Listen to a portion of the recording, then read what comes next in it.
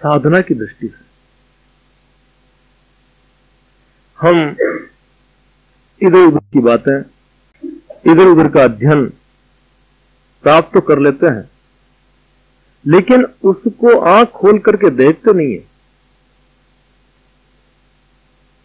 किसी बात को मानना और सुनना अलग बात है, उस बात को जांचना, देखना और समझना अलग बात है। यदि आप बातें सुन करके कितनी ही सुना देंगे, उससे न तो आप में कोई परिवर्तन होगा, न अगला प्रभावित होगा, न अगला समझ पाएगा। तो ये कहां सुनी जब तक चलेगी, तब तक अध्यात्म एक छिछली बात हो जाएगी, ऊपरी ऊपरी बात हो जाएगी। और जहां तक देखा जाए तो कहां सुनी ही चल रही है, उसकी तह में जाने का प्रयास कोई नहीं करता। जो बातें अंत में आनी चाहिए, उसी को तोते की तरह व्यक्ति पहले से रटने लग जाता है। तत्वमसी कह देता है जबकि बाद की बात है, अहम ब्रह्मास्मि कह देता है जबकि बाद की बात है।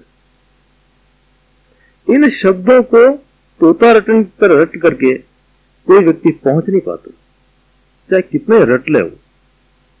यहां तक पहुंचने के लिए बीच में जो व्यवस्था है, बीच में जो साधना है, बीच में जो तौर तरीके हैं, बीच में जो सीढ़ियां हैं गुजरने के लिए, उन पर क्रमशः कदम रखने होंगे, क्रमबद्ध रूप से चलना होगा। तभी जाकर के जो अंतिम बात हम अभी दोहरा रहे हैं वो हम में घटित होगी।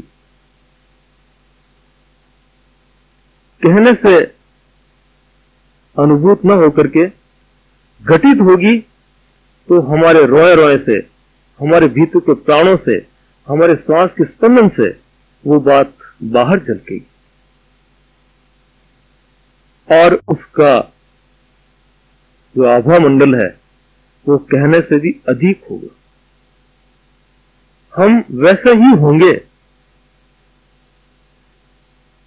यहां तक कि आपके इस चरित्र को देख करके, आपके हाव भाव को देख करके, आपकी गतिविधि को देख करके अन्य जो भी लोग हैं वो ये जान पाएंगे कि ये व्यक्ति कुछ और हो गया है।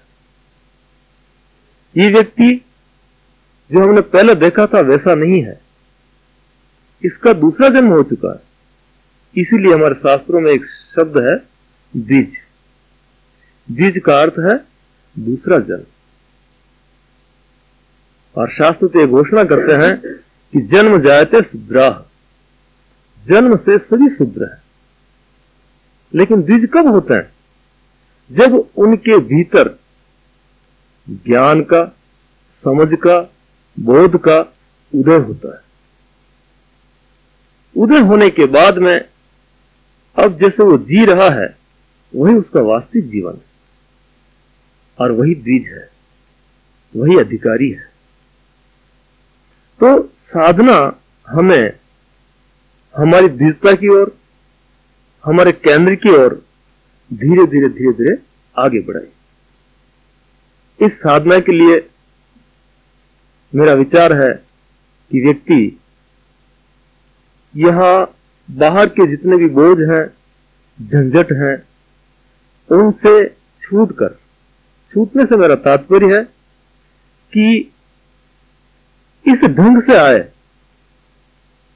कि जब तक यहां साधना में रत रहे तब तक वही एक बात, वही एक लक्ष्य उसके मस्तिष्क में रहे,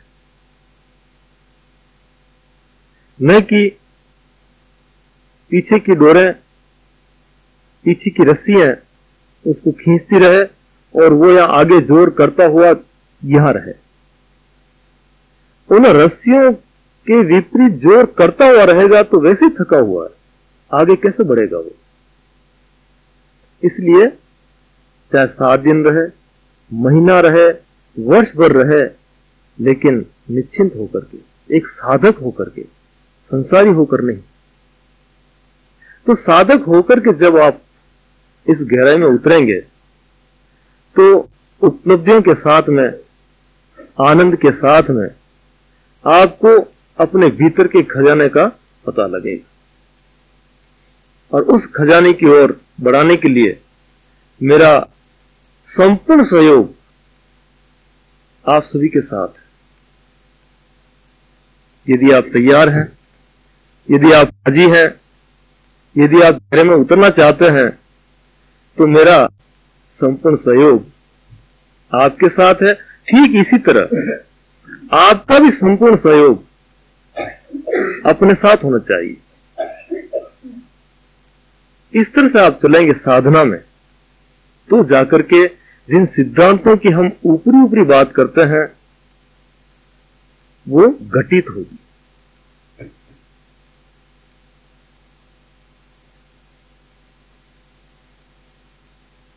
चौथी बात, साधना के उपरांत आपकी समस्या है। अब हम थोड़ा भीतर गुजर रहे हैं। समस्याएं अनेक तरह से आ सकती है, क्योंकि साधक के लिए दो तरह की बातें निरंतर उस पर गतिशील होती रहती है। संसार की जो कुंठाएं हैं, संसार का जो वेग है, वो भी उसके इर्द गिर्द है, और भीतर से वो किसी परम की ओर, किसी अज्ञात की ओर यात्रा करना चाहता है। इन दोनों के बीच में साधक है। तो बाहर की समस्याओं को हल करना और भीतर की जो उपलब्धियां हैं उनको जांच परख करके आगे बढ़ना। तो ये निरीक्षण जो है साधक का, वो भी यहां पूरा करना चाह रहे हैं। आप कभी कभी सोचते हैं कि साधना के बाद निरीक्षण का क्या अर्थ। यदि आपको कोई साधना बता दी जाए कि आप घर बैठ करके सांस पर ध्यान रखना, और शायद मैं सोचता हूं कि घर बैठ करके घर का ध्यान रखेंगे आप, न कि सांस का। जैसे संसार में जाएंगे, संसार की लहरें आपके चारों ओर दौड़ने लगेगी। आप कहां हैं, कहां खड़े हैं, कहां पहुंच गए, आपको मालूम नहीं रहेगा। तो मन चालाकी कर लेगा यहां से, साधना की सीढ़ी पर आकर के भी, कि मैं कर लूंगा, लेकिन मुझे भरोसा नहीं। मन हमेशा चालाकियां करता आया है। उसकी चालाकी तभी पकड़ी जाएगी कि वो यहां रह करके साधना करे और साधना में उसको क्या अनुभूतियां हुई है उसको बताए, साथ साथ समस्या भी बताए। दोनों को बताने के बाद में जो गतिविधि होगी उनका गहराई से जांच किया जाएगा। यदि वो गलत बोल रहा है तो भी पकड़ा जाएगा, क्योंकि जो गुजरा है उसको सब कुछ विदित है, अच्छी तरह से मालूम है उसे। और जो गुजर रहा है, यदि वह आगे पीछे बात करता है तो उसको सुधार में लाया जा सकता है। इसलिए यहां रह करके आपका परीक्षण निरीक्षण किया जाएगा, तो साधना की गति में गहराई में जाने के लिए और ज्यादा आपके लिए सहयोगी सिद्ध होगा। आपने कभी देखा होगा कि जो कमजोर बच्चे होते हैं उनको यदि कोई सवाल दिया जाए गणित का, तो पहले वो पीछे पृष्ठ उलट करके जो प्रश्न पत्र हल किया हुआ जो उत्तर दिए हुए होते हैं उन उत्तरों को देख लेते हैं कि इस उत्तर के या इस जोड़ के, इस बाकी के 13 अंक आ रहे हैं। अब वो येन केन प्रकार 13 लाने की कोशिश करते हैं, पर उनकी जो विधि है, जो तरीका है 13 लाने का, वो गलत है, क्योंकि उस विधि में से नहीं गुजर रहे हैं वो, बल्कि उनके मानस में यह है कि पहले जो उत्तर देखा है उसको येन केन प्रकार उत्तर मिलाना है, उत्तर लाना नहीं है। तो साधक कहां चूक जाता है? जहां उत्तर मिलाने की प्रक्रिया करता है। उत्तर मिलाने से मतलब, और स्पष्ट करूं मैं, जैसे किसी ने कहा या शास्त्रों ने कहा या प्रवचन में सुना या किसी के मुंह से आपने सुना कि आंख बंद करके आज्ञा चक्र पर ध्यान देने से तत्वों के दर्शन होते हैं। ये सुनकर के आपने आंख बंद की, आज्ञा चक्र पर ध्यान किया और आपको कुछ दिखाई देने लगा, तो आपने समझा कि मुझे तत्वों के दर्शन हो गए, निहाल हो गया। कभी श्वास पर ध्यान किया और उस ध्यान के साथ में उस श्वास की कोई आड़ी टेढ़ी गतिविधि हुई और आपको लगा कि मेरी कुंडलिनी जगने लग गई, अब मैं उड़ने लग जाऊंगा, अब मैं विराट हो जाऊंगा, अब मैं परम सिद्ध हो जाऊंगा। ये भ्रमित रूप बहुत से पाल रखे हैं इस मन में। मन नकली चालें बहुत से चल देता है अंदर।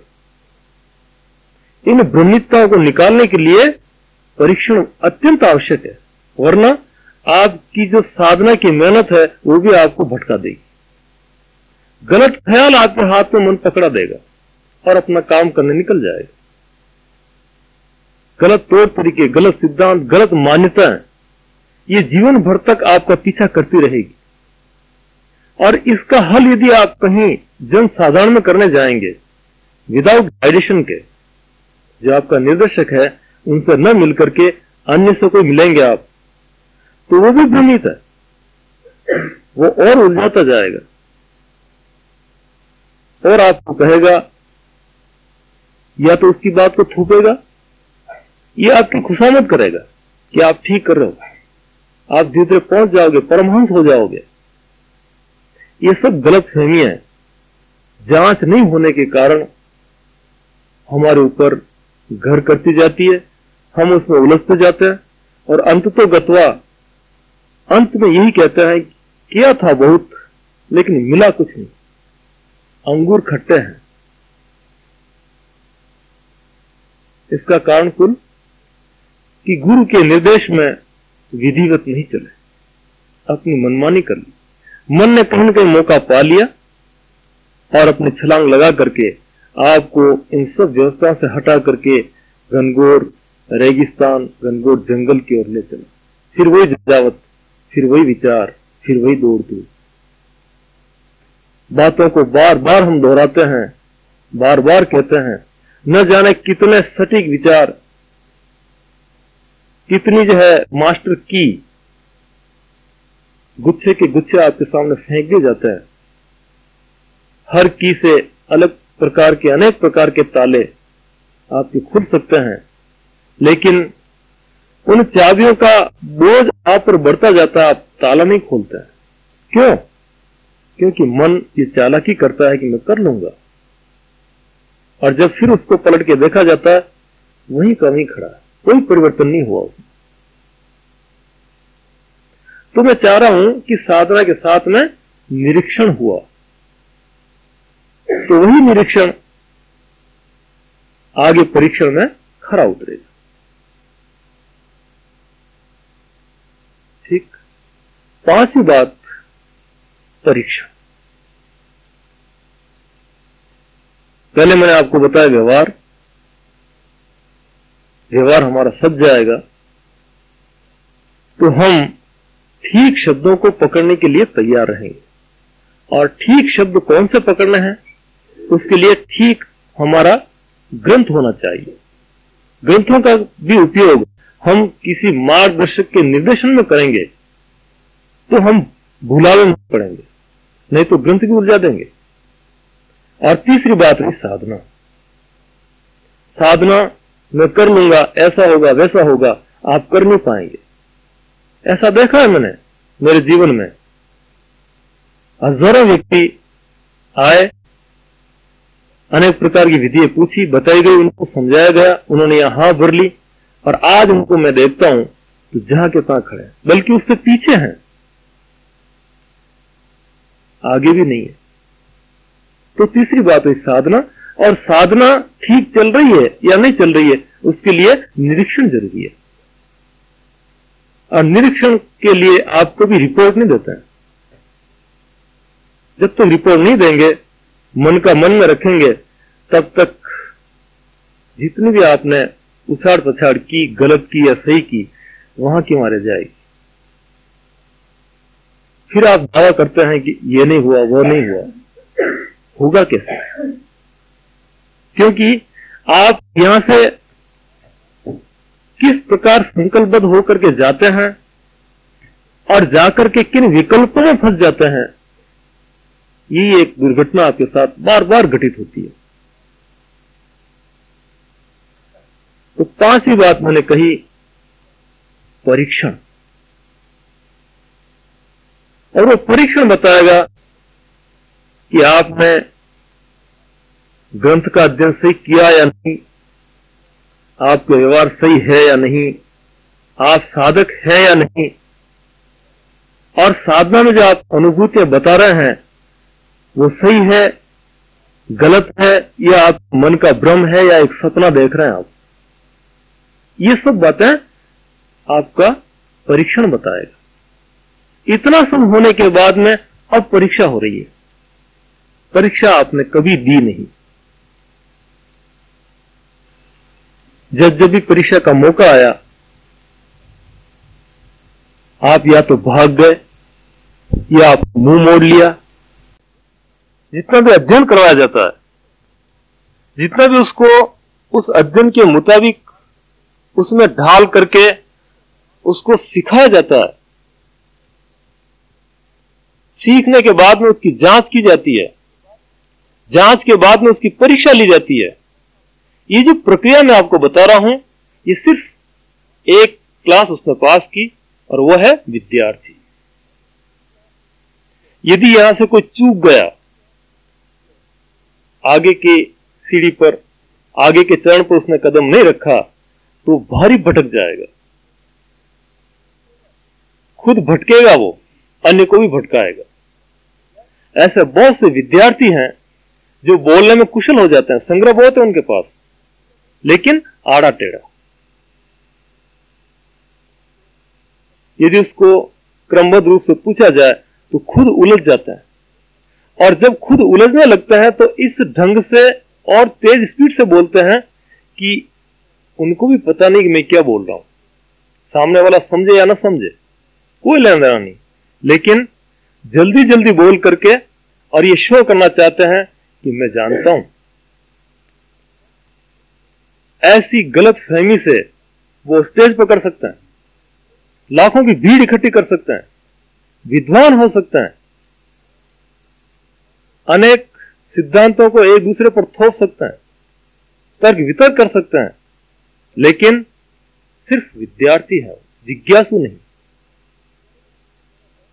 तो मैं आपको बता रहा था कि जिज्ञासु की श्रेणी में आने के बाद में परीक्षा में जो खरा उतर गया वही जिज्ञासु है। सदगुरु अब थोड़ा उसको नजदीक लेते हैं, थोड़ा पास में लेते हैं। और जिज्ञासु क्या करेगा आप सोचते होंगे, शायद इन पिछले वाले सोपान में, पिछले वाले क्रमबद्धता में शायद सब पूरा हो गया, ऐसा हमारा मन सोचता है। लेकिन नहीं, अभी तो मंजिल बहुत दूर है। जिज्ञासा की श्रेणी में आने के बाद में वह व्यक्ति निरंतर एक ही धुन को लिए रहता है, एक ही लगन रहती है, एक ही विचार श्रेणी उसमें उठती है, एक ही तरंग रहती है, एक लो लगी रहती है उसकी कि इस लो को मैं कब तक, कहां तक जल्दी से जल्दी तीव्रता से पूरी करूं। और इस जिज्ञासा की श्रेणी में संसार की जितने भी भटकन हैं, जितने भी उहापोह हैं, वो भी आएंगे, लेकिन आने के बावजूद भी उसकी जो लहर है उसको वो मजबूत करता जाएगा, और वो इतनी मजबूत हो जाएगी कि दूसरी लहरें उसको शायद काट न सके, उसको दायां बायां न कर सके, उसको हिला न सके। विद्यार्थी की तरह वो प्रलाप नहीं करेगा, विद्यार्थी की तरह दौड़ धूप नहीं करेगा, विद्यार्थी की तरह अपनी बातों को अन्य पर थोपने का प्रयास नहीं करेगा, बल्कि और गहरा अपने में उतर करके ये देखेगा कि मेरे तल की जो लहर है उस लहर को मैं कहां तक तरोताजा बनाए रखूं, कहां तक उसमें विकास करूं, कहां तक उसमें मात्रा बढ़ाऊं। एक धूनी व्यक्ति होगा वो, एक मौजी व्यक्ति होगा, अपनी धुन में, अपनी लहर में, अपनी मस्ती में निरंतर भीतर की गहराई में गुजरता जाएगा, बढ़ता जाएगा, बढ़ता जाएगा। ये लक्षण है जिज्ञासु। जब उसकी लहर इतनी तरोताजा हो गई कि अन्य लहरों से कोई वास्ता नहीं, इतना वो सटीक हो गया, इतना दृढ़ और मजबूत हो गया, 100% सही हो गया वो। जब इतना सटीक हो गया तो उसको हमारे अनुभवी कहते हैं दृष्टा। वही शुद्ध दृष्टा है, नहीं तो दृश्यों की बात करने वाला है, दृश्यों में उलझने वाला है, दृश्यों की चपेट में लुढ़कने वाला है। और ऐसा होता है विद्यार्थी में। विद्यार्थी कच्चा आदि, जिज्ञासु सही दृष्टा है, सही मायने में उसकी सोच, उसकी दृष्टि, उसका देखना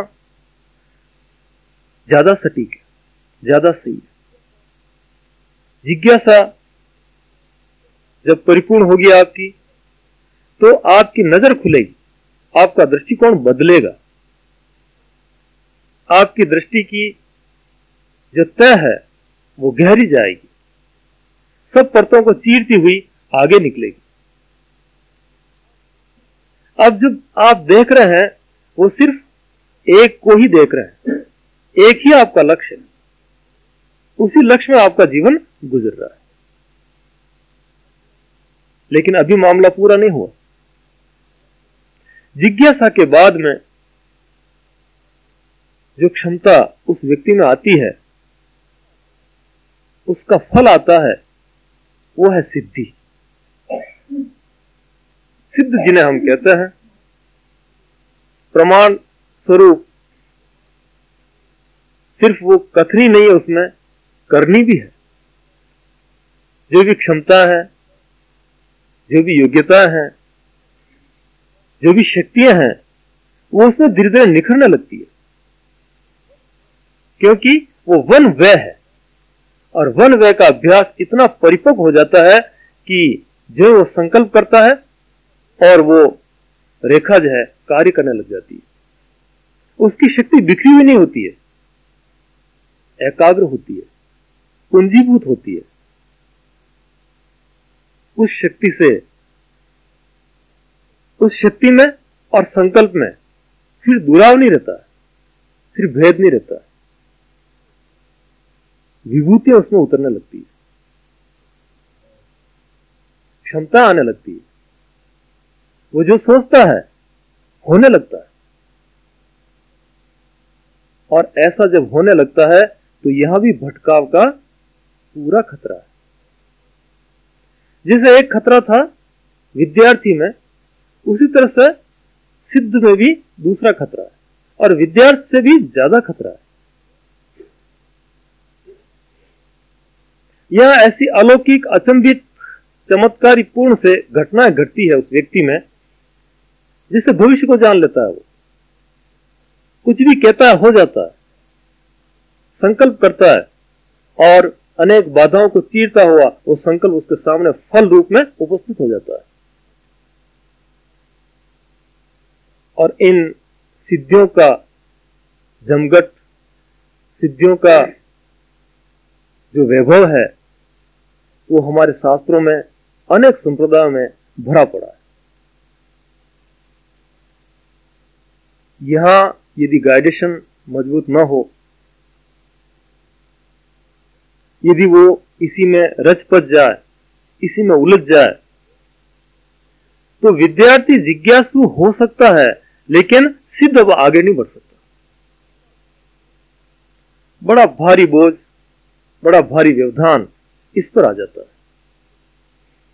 भीतरी शक्तियां जब निखार लेने लगती है तो बाहरी शक्तियों से तालमेल बिठा करके उसको इतना महाशक्तिशाली बना देती है कि ये थोड़ा सा चूक जाए तो राम की जगह रावण हो सकता है, वो कृष्ण की जगह कंस हो सकता है।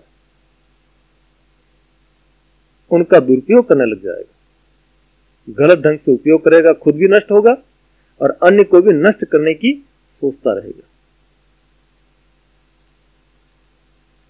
ये तीसरी श्रेणी है सिद्धावस्था। सुनना आप बड़े ध्यान से कि मेरे क्या विचार हैं, कहां तक मैं आपको बढ़ाना चाह रहा हूं, हमारा यात्रा पथ किस ओर जा रहा है, उसके लिए हमें क्या क्या करना है। मैं अधिकतर भीतरी बात पर जोर दे रहा हूं। इसके लिए बाहर की क्या व्यवस्था है, क्या योजना है, किस ढंग से आपको सुचारू रूप से, क्रमबद्ध रूप से चलना है, इसको आप अच्छी तरह से जानते हैं, लेकिन भीतर की गतिविधि पर ज्यादा जोर दे रहा हूं। सिद्धावस्था आई आप में, लेकिन वहां चूकने के खतरे हैं। उस अवस्था से उबारने के लिए, आगे बढ़ाने के लिए गुरु का सानिध्य अत्यंत आवश्यक है। जो उस सिद्धता को भी आपने नकार दिया, उसको भी पीठ के पीछे कर लिया। कैसे?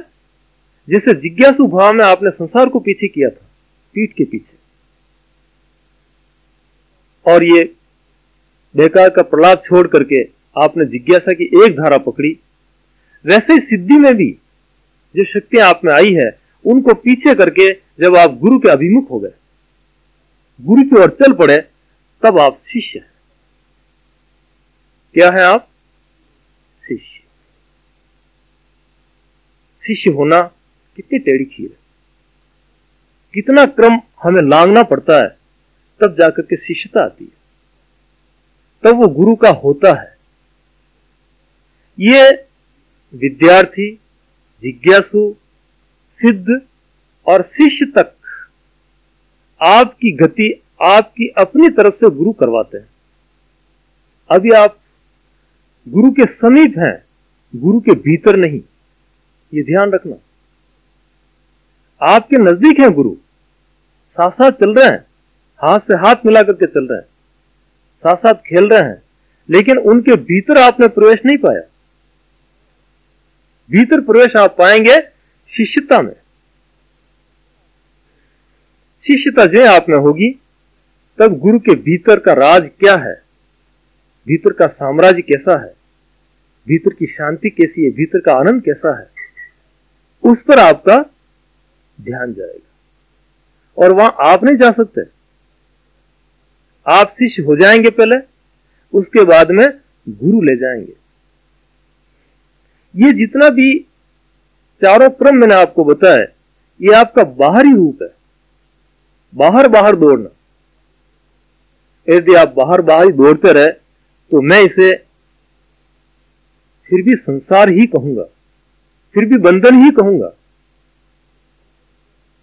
मुक्ति की जो हम बात करते हैं, मुक्ति के आनंद की, मुक्ति के आभा की जो हम कभी चर्चा करते हैं, वो इन 4 सोपानों को पार करने के बाद में गुरु अपने भीतर ले लेते हैं। हर अपने भीतर के साम्राज्य में जब गुरु द्वारा वो चलता है, तब जाकर के मुक्ति की ओर जो है अब वो गति कर रहा है। नहीं तो बाहर की जितनी बातें हैं कहीं न कहीं अटका देगी। बहुत से सिद्ध अटक गए, बहुत से सिद्धों में अभिमान आ गया, बहुत से सिद्ध लुढ़क गए हैं और विद्यार्थी से भी नीची श्रेणी में चले गए। ऐसा होता है। अध्यात्म का ये जो रहस्यमय मार्ग है बड़ा गहन। तो हम जो यहां आकर के अगर इस छोटी मोटी बातों को सीख करके, छोटी मोटी बातों को सुन करके अगर सुनाने लग गए, आपस में बातचीत करने लग गए, इस गंभीरता के साथ, इस ध्येय के साथ, इस कटिबद्धता के साथ यदि हम गहरे नहीं उतरे तो अपने केंद्र पर पहुंचना दुर्भर होगा। इस प्रणाली को, इस श्रेणी को समझ करके आप अनुमान लगा सकते हैं कि किस ढंग से हमें गति करनी है। और फिर यदि आप ऊपर की बातों से संतुष्ट हैं तो ये आपकी अपनी इच्छा। तो शिष्यता तक लाने का मेरा भरसक प्रयत्न आपके साथ है। इसलिए मैं आज कहता हूं कि कोई शिष्य नहीं, इसलिए मैं भी किसी का गुरु नहीं। इस दृष्टि से कहता हूं क्योंकि शिष्यता इतनी गहरी है। यदि मैं आपको ऊपर ऊपर कभी देखता हूं, आपको भी नहीं बल्कि अन्य अनेकों व्यक्ति जो संपर्क में आया आज तक, वो कहीं न कहीं आकांक्षा लिए हुए हैं। या तो बाहर की मांग होगी या भीतर का अहम होगा। भीतर को जान लिया है, सीख लिया है, तो उस पर अपनी छाप लगा करके दावेदार बन करके बैठे हैं, वहां से हटना नहीं चाहते। या फिर कोई आ गया तो बाहर की मांग लेकर के मुझे इसकी पूर्ति कर दो।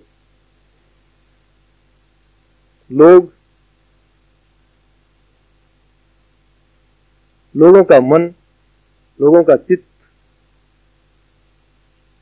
तीन बातों को विशेष करके चाहता है। मैं कभी कभी कहता हूं इस बात को, हमारा मन प्रथम तो धन चाहता है कि किसी प्रभु की कृपा हो जाए, लॉटरी के नंबर खुल जाए, या कहीं ऐसे महात्मा के आशीर्वाद मिल जाए, मेरा दुख दर्द दूर हो जाए, मेरी व्यवस्था बन जाए। ये पहला भिखारीपन है मन का, पहला रूप है उसका। इसकी संख्या बहुत है, अधिक है। चलो ये एन प्रकार इससे अगर निपटा, थोड़ा आगे बढ़ा हो, तो दूसरी जो उसकी मांग है वो मांग है सिद्धि, कि मैं ऐसा कुछ करूं जिससे आसमान में उड़ करके किसी के घर में टपक पड़ो। मैं यहां बैठा बैठा पृथ्वी का धन देख लो। मैं बैठा बैठा अनेक व्यक्तियों को अनेक चमत्कार बता दो, मेरा नाम रोशन हो जाए, मेरा मान सम्मान हो जाए, मैं पूजने लग जाऊं। ये सिद्धि भी आपदा है, ये भी भिखारीपनी है। इन दोनों से कोई अहोभागी, बड़भागी अगर टल भी गया, निकल भी गया आगे, तो आगे एक श्रेणी आती है गुरु बनने की। ये बड़ी भारी बीमारी है। थोड़ा सा संग्रह हुआ, थोड़ा सा जान लिया, थोड़े से तौर तरीके सीख लिए और चल दिए गुरु बनने। आओ, अब तो मैं सबको जो है इस नाव में बिठा करके उस पार ले जाऊंगा, अब मैं सब आपका कल्याण कर दूंगा, अब मैं कल्याण करने वाला ठेकेदार हूं, अब कोई रोक नहीं सकता। ऐसे बनावटी गुरु ये मन जल्दी बन जाता है। तो ये तीन जो दीवारें हैं, धन की कामना की, सिद्ध होने की और गुरु बनने की, ये तीन जब तक नहीं कटेगी तब तक शिष्यता नहीं आएगी। शिष्यता इतनी गहरी कीमिया है। तथाकथित गुरु तो आपको बहुत से मिल जाएंगे, लेकिन शिष्य मिलना मुश्किल है। शिवाजी को उनके गुरु कहते हैं कि बेटा मेरे पेट में दर्द है। शिवाजी कहते हैं कि क्या किया जाए, कि शेरनी का दूध यदि तू ला दे तो दूसरी औषधि मैं जानता हूं, उस शेरनी के दूध के साथ वो औषधि को अगर मैं लूं तो ठीक हो जाता हूं। शिवाजी गुरु आज्ञा मान करके शेरनी का दूध सोने के पात्र में लाते हैं। गुरु उनको देखते हैं और देखते ही कहते हैं ठीक हो गया। क्योंकि तू ठीक है या नहीं है ये मुझे देखना था। अगर तू ठीक न होता तो मेरे पेट में दर्द चलता रहता।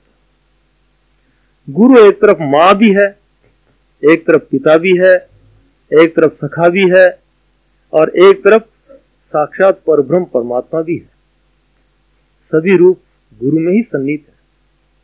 सभी तरह से, सभी ढंग से आपके साथ चलते हुए कि किस ढंग से समझ सके, मैं इसके साथ कौन सा व्यवहार करूं, कैसे खेलूं कि ये राजी हो जाए। इसलिए गुरु निरंतर आपको किसी न किसी प्रकार से आगे बढ़ाने में निरंतर सहयोगी और प्रयत्नशील रहते हैं। इसलिए आप लोगों का कर्तव्य है कि आप भी अपना सहयोग दो, आप भी शिष्यता तक पहुंचने के लिए भरसक प्रयत्न करो। अब इस शिष्यता के बाद में गुरु चलाते हैं। पहले व्यक्ति चल रहा था, अब गुरु उसका हाथ पकड़ करके बड़े प्रेम से उसको आगे बढ़ाते हैं। अब उसको कुछ भी करने की जरूरत नहीं है, उसका जितना भी करना था शिष्यता तक हो गया। इसीलिए तो संतों ने कहा है कि सदगुरु की महिमा अनंत, अनंत किया उपकार, लोचन अनंत उगाड़िया, अनंत दिखावन हार। अनंत ही अनंत है, उसका कोई पार नहीं। लेकिन ये अनंतता कब खुलेगी? जब आप में शिष्यता आएगी। और शिष्यता कैसे आती है वो आप समझ चुके हैं कि वो सोपान जब पूरे होंगे आपके तो शिष्यता आएगी। अब शिष्यता इन सोपान को देखते हुए अभी एक कल्पना की चीज है। हम कहीं जाकर के अनुबंधित हो जाते हैं, कहीं नाम लिखा आते हैं, कहीं शरीक हो जाते हैं और कह देते हैं कि मैं शिष्य हूं। नहीं, भूल है ये भटकन है। यदि आप वास्तव में शिष्य हैं तो आप में वो सब परिवर्तन, वो सब योग्यताएं, वो सब दृढ़ताएं होनी चाहिए, तभी आप शिष्य होने के अधिकारी हैं। तो शिष्यता के बाद में फिर कुछ भी करना शेष नहीं। करना शिष्यता तक है, उसके बाद तो होना है, होता है और होता रहता है, चलता रहता है। फिर प्रयास नहीं, फिर कोई कोशिश नहीं, फिर सभी कोशिशें स्थगित हो जाती है। फिर तो उस धारा प्रवाह में सिर्फ बहना है, फिर हाथ पांव नहीं मारने। फिर जो गति होती है, जो जीवन होता है, वो बड़ा सार्थक और बड़ा अर्थपूर्ण होता है।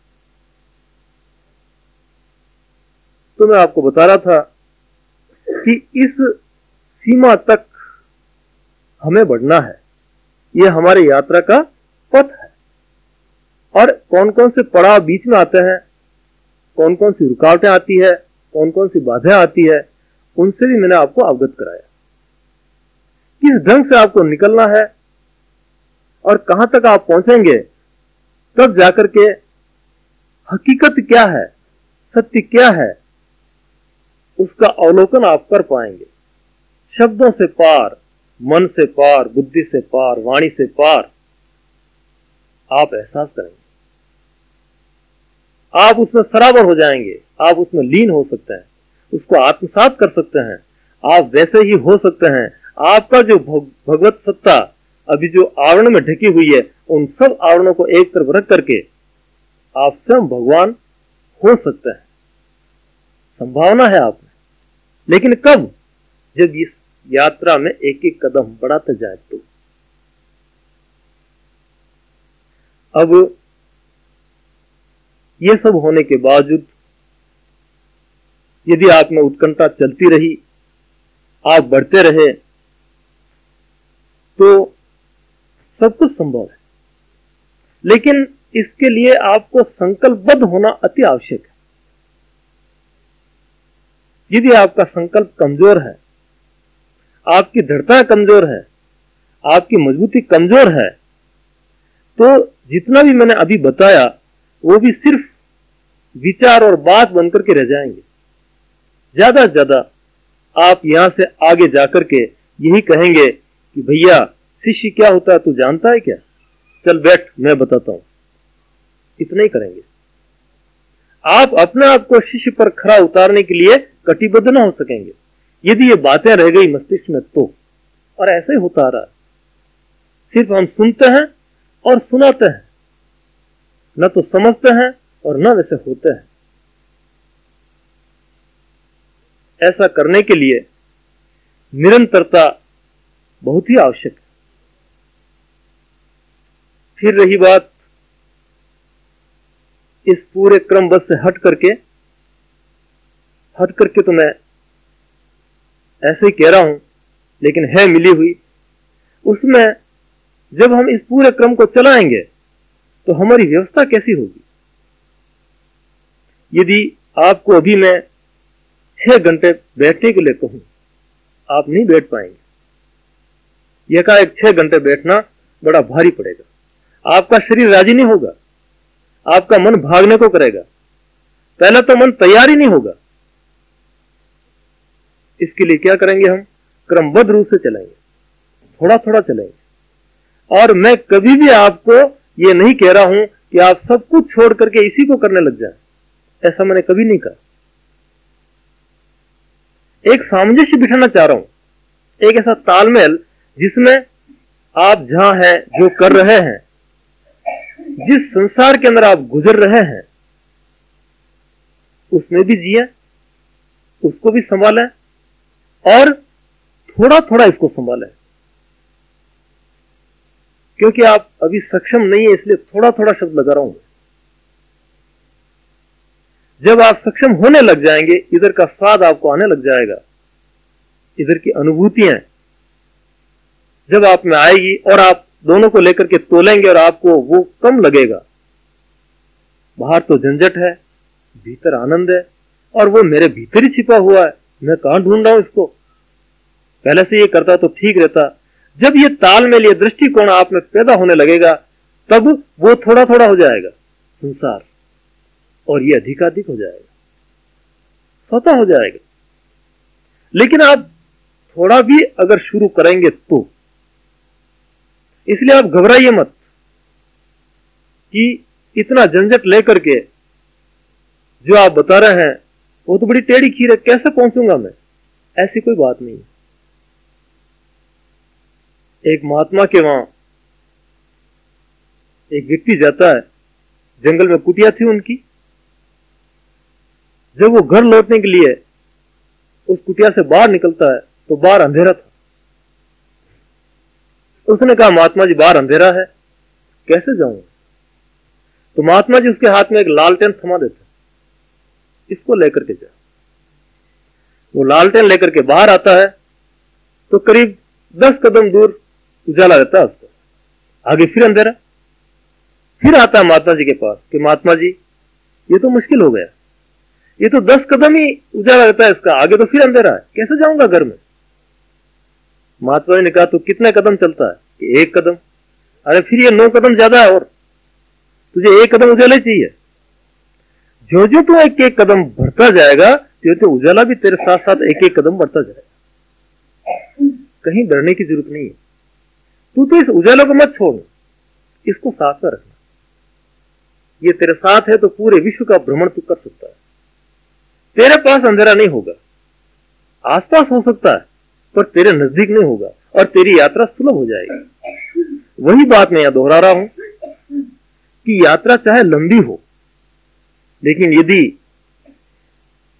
गुरु के सानिध्य का दीपक आपके साथ में है, तो वह दीपक यदि आप निरंतर साथ रखते हैं तो जहां रहेंगे वहां निरंतर आपको प्रकाश देता रहेगा। बल्कि आपके जो कदम भरते हैं आप, उससे भी कुछ ज्यादा प्रकाश रखेगा। जितने कदम आप भरेंगे, दीपक आपके साथ है, आप आराम से अपनी यात्रा पूरी कर सकते हैं।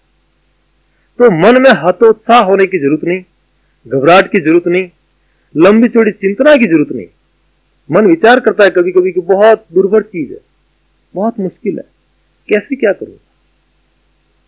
आप सोचिए थोड़ा, जब हमारा जन्म हुआ उस समय हम इस पूरे संसार से बेखबर थे, कुछ भी नहीं जानते थे, और आज जान रहे हैं। क्या मेहनत करनी पड़ी अपने को? धीरे धीरे हुआ ना सब, एकदम तो नहीं हुआ। इसी तरह से इस अज्ञात रहस्य को भी जानने के लिए क्रमशः गति होगी, और क्रमशः हम उसको भी जान लेंगे। तो इन व्यवस्थाओं के साथ में, इस क्रमबद्धता के साथ में गुजरने के लिए इन सब बातों का ध्यान रखते हुए हमें निरंतर बढ़ते रहना। इस तरह से आप बढ़ेंगे तो जाकर के हर बात संभव है। फिर मैं आपको चेतावनी दे दूं कि आप कभी भी अपने मन में यह विचार न रखें कि व्यक्ति कम है, अधिक व्यक्ति हो वहां मैं जाऊं। मन की आदत है, मन भीड़ को पसंद करता है। और भीड़ को कौन पसंद करता है? भीड़ को भेड़ें पसंद करती है, शेर नहीं। शेर अपना रास्ता अकेला बनाता है, शेर जिधर निकलता है वहां रास्ता है, और भेड़ें एक दूसरी भेड़ को देख करके चलना पसंद करती है। आपको अकेले होना है, और अकेले कैसे हैं आप?